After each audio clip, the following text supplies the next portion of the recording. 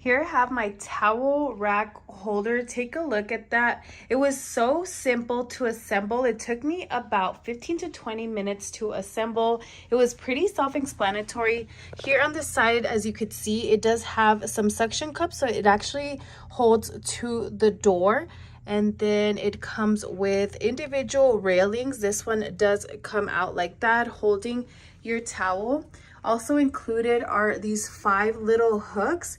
So take a look, you have 5 little hooks, so you could put anything to hang in there.